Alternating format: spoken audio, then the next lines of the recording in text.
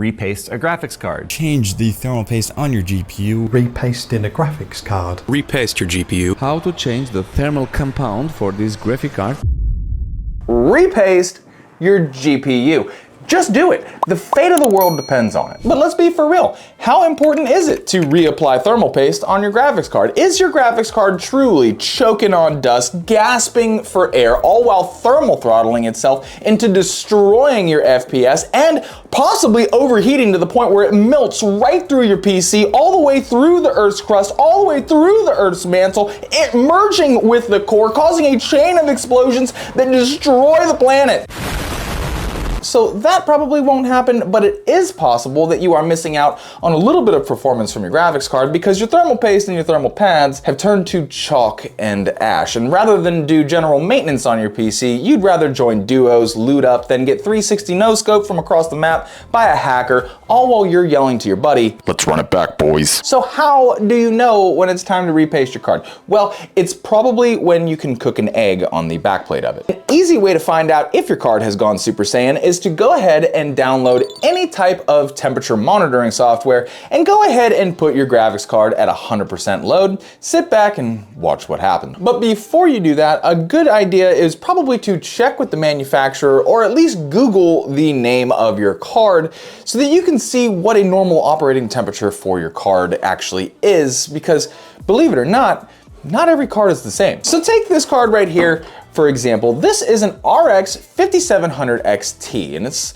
still a great graphics card. Many people still think that this is the best bang for your buck card that you can find, but I know a special secret about this card right here, and it's been used very regularly for 5.5 years, and it has never been repasted. Now, before I could take this thing apart and see what its guts looked like, I did need to see how well this card performed, because for all I know, this thing is invincible, and it's absolutely perfect and doesn't require any attention at all. Well, in Firmark, which is a pretty decent GPU stress testing software, we were able to get this card up to 80 degrees Celsius. And if you check online, that's actually not an uncommon operating temperature for this card. After doing a little bit of research, I found out that a normal temperature for operating this card should be around 70 to 75 C, so we're really only 5 degrees Celsius over what this card is supposed to be running at. So after 5.5 years of this card being used, and when I say used, I mean this is a very loved graphics card, but after 5.5 years, the card's operating really well, but I don't care, I'm gonna take it apart anyways. But before I do that, there is some thought that if you repaste and repad your graphics card, that you're gonna be able to get more FPS from the card. And obviously, I'm gonna wanna know if that's true. So I played a little bit of God of War Ragnarok, and for settings, I had VSync and FrameGen off, keeping us at a native quality and not using FSR because I wanted all of the pressure of this game onto the GPU. And for graphics quality, I set everything to medium, as it is a pretty intense game, and the 5700 XT is getting up there in gears. And honestly, I thought the gameplay looked pretty good, getting an average of 77.1 FPS. And another important takeaway from this game testing is that the GPU temp actually surpassed the GPU benchmarking, and it hit 81 degrees Celsius during gameplay. So now I had to go ahead and take this thing apart, give it a good scrub and a nice oil change. Now, I would love to walk you through the step-by-step process of taking apart a graphics card and cleaning it, but I've already done that before, like 2 years ago. You can click the card up above if you want to see that video. It's super old, it's not very good. The information is good though. But lucky for you guys, I filmed myself breaking this card apart, and let me tell you, the thermal paste on this graphics card was like chalk. It just brushed away anytime I touched it at all. And the thermal pads, they were as dry as the Atacama Desert. The Atacama Desert is located in Chile, and it is considered the driest place on earth. Look at us learning together. Now, if you're at home and you want to attempt breaking your card down, there are a few things that you're gonna need. First off, IPA. No, not beer. Isopropyl alcohol, preferably 95% or higher, so that it dissipates quickly. You're gonna need some Q-tips, paper towels or shop towels. You're gonna need a soft bristle brush, not medium, soft. The softer the better. Now, and if you are super dedicated, you can go ahead and pick up an electric duster to help speed up the process. Or you can have patience. Or you can just go get your mom's hairdryer or your hairdryer. Why do you own a hairdryer?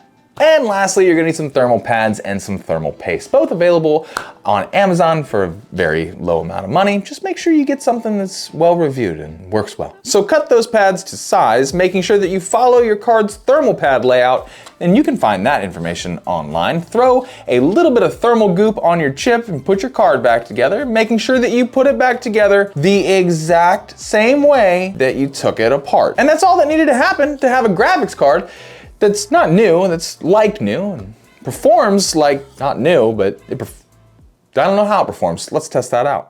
Heading back into Furmark, we're now getting a max temp of 74 degrees Celsius. So that means we were able to shave off 6 degrees Celsius off of our max temp for the graphics card, which honestly doesn't sound like that much, but it does put us in that 75 degrees Celsius average that the card should be operating at. So now we have a cooler operating card, but what I really wanna know, and what I'm sure most people wanna know, is if I take my card apart, repaste it, what kind of FPS gains am I gonna be looking at? Well, to find that out, we had to head back into God of War. So immediate takeaways are that the GPU operating temp is steady at 75 degrees Celsius when it was at 81 degrees Celsius before. So the 6 degrees Celsius difference is really holding up, and the gameplay feels exactly the same as it did before. Difficult, because I decided to play a controller game with a mouse and keyboard. And as far as FPS gains are concerned,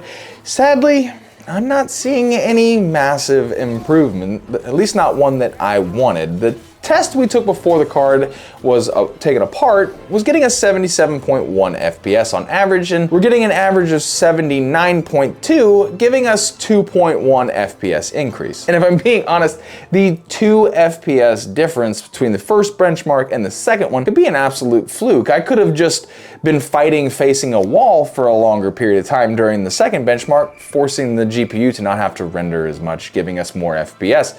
So honestly, we might not have gotten any improvement in performance. So if the gains from taking this card apart, cleaning it completely, putting it back together are so minimal, why do it? Well, I'm pretty sure that you're gonna want your graphics card to stick around for a little while, because the graphics card is one of the most expensive things that you're gonna purchase for your gaming PC. And with regular maintenance and cleaning, it is possible to prolong this card's life and functionality for multiple more years than if you were to just ignore it inside your case and let it just overheat and die. Honestly, a whole PC, heat is the #1 enemy for all PC hardware, so it makes sense that you're gonna wanna take a little bit of time to make sure that it's clean so that it operates for a long period of time and you're not shelling out a ton of money for a new graphics card, or CPU, or power supply unit, or motherboard, or anything, just all of it, the whole computer. So this is not a call to arms. Please, do not just all start running over your computers, pulling your graphics cards out and taking them apart. You do not need to do that if your card is working and functioning just fine.